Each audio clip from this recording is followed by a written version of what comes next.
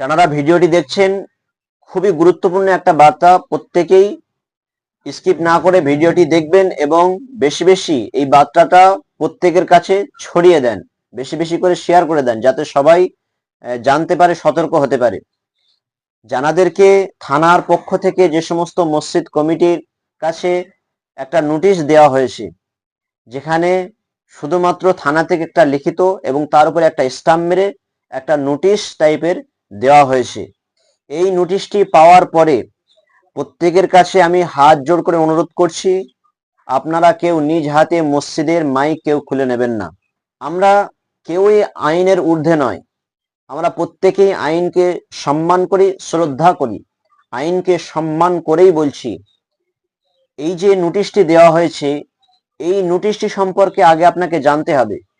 এই নোটিশটি শুধুমাত্র থানা থেকে একটা লিখিত আর তার উপরে একটা স্টাম্প মারা, না সেখানে কারোর সই আছে, আর না রাজ্য সরকারের পক্ষ থেকে বলা হয়েছে বা কোনো কোর্টের নির্দেশকে সেখানে তুলে ধরা হয়েছে, উল্লেখ করে বলা হয়েছে।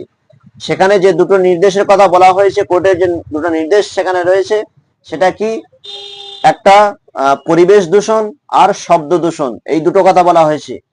তো পরিবেশ দূষণ বা শব্দ দূষণ যেটাই বলুক না কেন, বা কোর্টের যে নির্দেশ রয়েছে, যে সমস্ত 4 ধরনের যে জোন রয়েছে, এক এক জোনে এক এক রকম সাউন্ড সিস্টেমের কথা বলা হয়েছে, যেখানে সর্বোচ্চ 65 ডেসিবেল আর সর্বনিম্ন 45 থেকে 55 ডেসিবেলের মধ্যে সাউন্ডটাকে কন্ট্রোল করার কথা বলা হয়েছে। কিন্তু কোথাও কোনো ধর্মীয় স্থান থেকে মাইক খুলে নেওয়ার কথা কিন্তু কোথাও বলা হয়নি। এছাড়াও যে নোটিশটি দেওয়া হয়েছে, এই নোটিশটি না রাজ্য সরকারের পক্ষ থেকে কোনো কোর্টের নির্দেশকে সরাসরি সেখানে উল্লেখ করে বলা হয়েছে, বা সেখানে কোথাও যে আইন রয়েছে সে আইনে কোথাও বলা হয়নি যে এরকম মাইকগুলো বা লাউড স্পিকারগুলো সরিয়ে ফেলতে হবে, খুলে ফেলতে হবে, একথা কিন্তু কোথাও বলা নেই।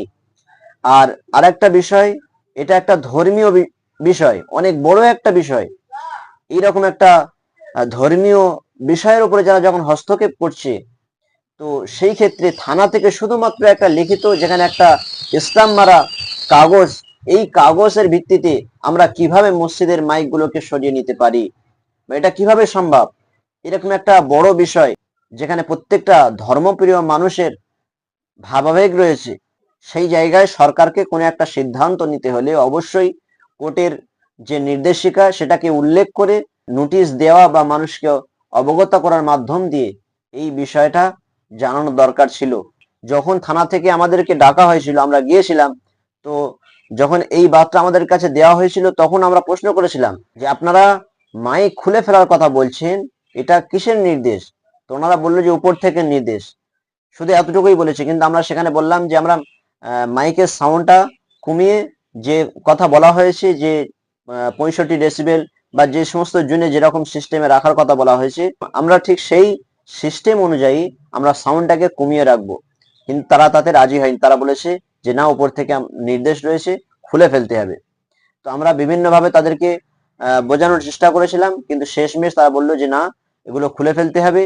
আমরা এমনও বলেছি যে শুধুমাত্র মসজিদের মাইকগুলো যেগুলো আছে, মাইক থাকবে, কিন্তু মাইকে সাউন্ড হবে না।